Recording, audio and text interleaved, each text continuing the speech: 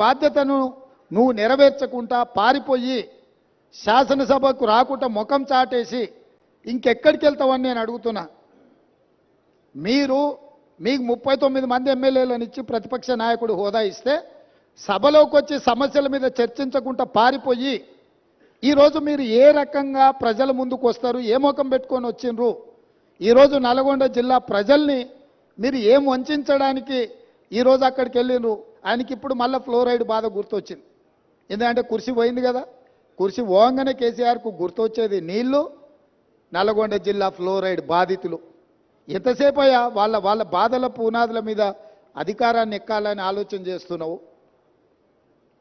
ఇప్పుడు నీ అబద్ధాలను నమ్మడానికి తెలంగాణ సమాజం సిద్ధంగా ఉందని ఇంకా నువ్వు అనుకుంటున్నావా? అందుకే ఈరోజు ఇక్కడ ఈ అవగాహన సదస్సుకు దాదాపుగా హైదరాబాద్లో బయలుదేరి 5 గంటల పైగా ప్రయాణం చేసి ఈరోజు మంత్రులు కానీ ప్రజాప్రతినిధులు కానీ పాత్రికేయ మిత్రులు కానీ మీ అందరికీ కూడా వాస్తవాలను చూపించి వాస్తవాలకు సంబంధించిన వివరాలు వివిధ ఏజెన్సీల ద్వారా మీకు చెప్పించడం ద్వారా నిజమేందో మీ కళ్ళతో చూడాలని ఈరోజు ఈ పర్యటన. ఈ నిజాన్ని మీ కళ్ళతో చూసిండ్రు, ఈ వాస్తవాలను సమాజానికంతా మీరు చెప్పండి. న్యూయార్క్లో ఇది ఒక మ్యాన్ మేడ్ వండర్ అని చెప్పి న్యూయార్క్ స్క్వేర్లో ప్రకటనలు తీసుకుర్రు. నేషనల్ మీడియాలో ఇక దాని కథ చెప్పనంతగా కథలు చెప్పుకుర్రు.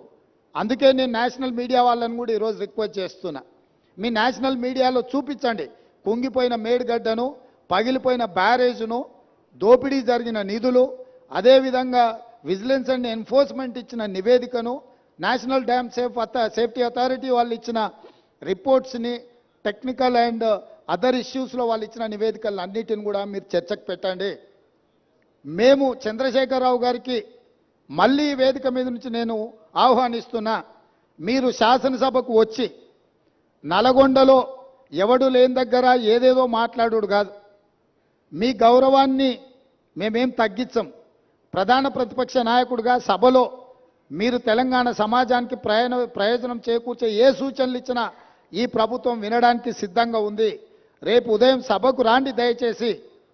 ప్రత్యేకమైన ఎట్లాగూ శ్వేతపత్రం సాగునీటి ప్రాజెక్టుల మీద ఉత్తమ్ కుమార్ రెడ్డి గారు ప్రవేశపెట్టబోతున్నారు. చర్చలో పాల్గొనండి, మీరు సూచనలు ఇవ్వండి. ప్రతిపక్ష పార్టీ నాయకుడిగా మీ బాధ్యతల్ని నెరవేర్చండి. మీ స్వార్థం మీ అధికారం కోసం కాకుండా ప్రజల కోసం ఒక్క క్షణమైన ఆలోచన చేయమని నేను అడుగుతున్నా. నేను మొన్న కూడా చెప్పిన, ఈరోజు చెప్తున్నా, కృష్ణానది జలాలు కేంద్ర ప్రభుత్వానికి అప్పచెప్పడంలో ఏనుగు పోయింది, తోక మాత్రమే మిగిలింది. ఇప్పుడు ఆ తోక పట్టుకొని ఏనుగును గుంజే ప్రయత్నం మా ప్రభుత్వం చేస్తుంది. అన్ని పాపాలకు నువ్వే కారణం. నువ్వే అప్పచెప్పినావు, అప్పచెప్పడానికి నిధులు పెట్టినావు, బడ్జెట్ ఆమోదింపజేసినావు, అప్పచెప్పడానికి అవసరమైన లేఖలు రాసినావు.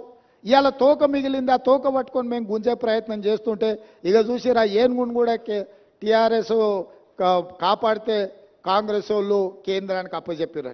అదేవిధంగా కాళేశ్వరం అవినీతి మీద ఏదో ఆయన ఎంత అల్కగా మాట్లాడుతుంటారు.